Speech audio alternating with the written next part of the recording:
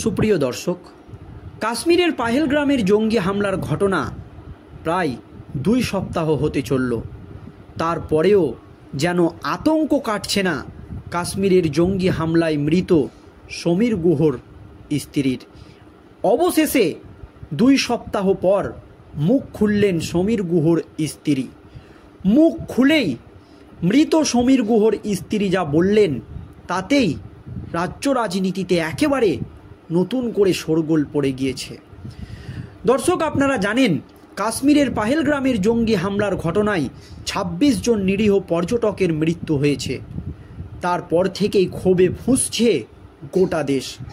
সকলের একটাই দাবি, পাকিস্তানের বিরুদ্ধে কঠোর প্রত্যাঘাত চাই। তবে এখনও পর্যন্ত 2 সপ্তাহ পার হয়ে গেলেও এই ঘটনার সঙ্গে জড়িত মূল অভিযুক্তদের এখনও পর্যন্ত গ্রেপ্তার করা হয়নি বা গ্রেপ্তার করতে পারেনি গোয়েন্দারা। তবে তাদেরকে গ্রেপ্তার করার জন্য কোনো রকম খামতি রাখছে না ভারতীয় সেনাবাহিনী। গোটা কাশ্মীর জুড়ে চলছে একেবারে চিরুনি তল্লাশি। একের পর এক জঙ্গি নেতাদের বাড়ি সেনাবাহিনীরা বিস্ফোরণ ঘটিয়ে একেবারে ধূলিসাৎ করে দিচ্ছে। শুধু তাই নয়, প্রধানমন্ত্রী নরেন্দ্র মোদী থেকে শুরু করে কেন্দ্রীয় স্বরাষ্ট্রমন্ত্রী অমিত শাহ, এমনকি বিদেশমন্ত্রী এস জয়শঙ্কর সকলেই হুঁশিয়ারি দিয়েছে যে কোনো মুহূর্তে এর মূল্য চুকাতেই হবে পাকিস্তানকে। শুধু তাই নয়, দোষীরা যেইখানেই লুকিয়ে থাক না কেন, পৃথিবীর যে প্রান্তেই থাক না কেন, তাদেরকে গ্রেপ্তার করে উপযুক্ত শাস্তি দেওয়া হবে, এমনটাই জানিয়েছেন প্রধানমন্ত্রী নরেন্দ্র মোদী। এই আবহে 3 বাহিনীর প্রধানকে খোলা পাওয়ার বা ফ্রি হ্যান্ড দিয়ে দেওয়া হয়েছে কেন্দ্রের নরেন্দ্র মোদী সরকারের তরফে। সব রকম প্রস্তুতি চলছে পাকিস্তানকে যোগ্য জবাব দেওয়ার জন্য। আর এই আবহে পাহেলগ্রামের জঙ্গি হামলার ঘটনা নিয়ে প্রায় 2 সপ্তাহ পর মুখ খুললেন কেন্দ্রীয় সরকারি কর্মচারী, পাকিস্তানের জঙ্গিদের হামলায় মৃত স্বামীর স্ত্রী শর্বরী দেবী। শর্বরী দেবী যা বললেন তাতেই রাজ্য রাজনীতিতে একেবারে নতুন করে হইচই পড়ে গিয়েছে। কি বলেছেন তিনি, দর্শক দেখুন। 12 দিন আগে পাহেলগ্রামের জঙ্গি হামলায় প্রাণ কেড়েছে স্বামীর। চোখের সামনে বাড়ির একমাত্র রোজগেরের সদস্যের এহেন পরিণতিতে প্রাথমিক ধাক্কা কাটিয়ে এখন বাঁচার লড়াই মূল চিন্তার বিষয় হয়ে উঠেছে বেহালার গুহ পরিবারের। গত 22শে এপ্রিল জঙ্গি হামলার ঘটনায় মানসিক ট্রমা এখনও কাটেনি। রবিবার এনআইএর মুখোমুখি হয়ে সমীর গুহর স্ত্রী শর্বরী দেবী সেই দিনের ভয়াবহ অভিজ্ঞতার কথা বললেন। তার কথায় স্পষ্ট, ওই দিন জঙ্গি হামলা রুখতে সেনাবাহিনীর গাফেলতি ছিল। পাহেলগাঁয়ের বৈশরণ উপত্যকার নিচেই সেনা মোতায়েন ছিল। গুলির শব্দ শুনেও তারা আসেনি বলে অভিযোগ শর্বরী গুহর। আরও নির্ভীকভাবে তার স্বামী সমীর বাবুকে গুলি করার পর জঙ্গিরা নিজেদের মধ্যেই বলাবলি করছিল, মোদি কা আদমি হ্যায়। ফুরফুরে আবহাওয়ায় ছবির মতো সুন্দর বৈশরণ উপত্যকায় ঘোড়ার আমেজ এক নিমিষেই ছারখার হয়ে গিয়েছে। গত 22শে নভেম্বর দুপুরে ঠিক কী ঘটেছিল? শর্বরী দেবীর কথায়, আমরা ভ্যালিতে ঘুরছিলাম, ছবি তুলছিলাম, হঠাৎ কিছু গুলির শব্দ কানে এলো। আমার স্বামী ওখানেই একজন দোকানদারকে জিজ্ঞেস করে বললেন, কি হয়েছে দাদা? উনি জানালেন, এখানে বাঁদরদের তাড়াতে মাঝে মধ্যে শূন্যে গুলি ছোড়া হয়, কিন্তু তারপরও গুলির শব্দ চলতে থাকে। তখন ওরা বলল আমরা যেন মাটিতে শুয়ে পড়ি। তারপর তো এসব হয়ে গেল।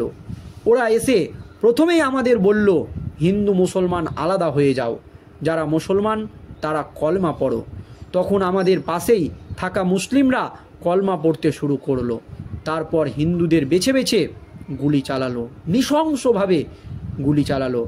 আমার স্বামীর সামনে একজন এসে গুলি করলো, তারপর বলল, মোদি কা আদমি হ্যায়। আমি ওই অবস্থায় খুব অবাক হয়ে গিয়েছিলাম। যে আমার স্বামী যে কেন্দ্রীয় সরকারি কর্মী ওরা জানলো কিভাবে? তাহলে কি আগে থেকেই ওদের কাছে কোনো খবর ছিল? সমীরবাবু কেন্দ্রীয় সরকারের অধীনে চাকরি করতেন, তাই কি জঙ্গিদের টার্গেট হতে হলো তাকে? এই প্রশ্নের উত্তর জানা নেই। তবে শর্বরী দেবীর মতে সেনার ব্যর্থতায় এত বড় ঘটনা ঘটে গেল। তার কথাই, সেনাবাহিনী তো পাহাড়ের নিচেই ছিল, ওখানে ক্যাম্প আছে তাদের, এত গুলির শব্দ তা শুনেও কেউ আসেনি। এটা তো সম্ভব নয় যে তারা গুলির শব্দ শুনতে পাননি। সেনার ব্যর্থতাই হোক কিংবা গোয়েন্দাদের ব্যর্থতা, যে কারণেই হোক, পাহেলগাঁয়ে 26টি নিরীহ প্রাণ চলে গিয়েছে সন্ত্রাসের কবলে। তা আর ফিরবে না, মুছে যাবে না স্বজন হারার বেদনাও। এমনই দাবি সমীর বাবুর স্ত্রীর।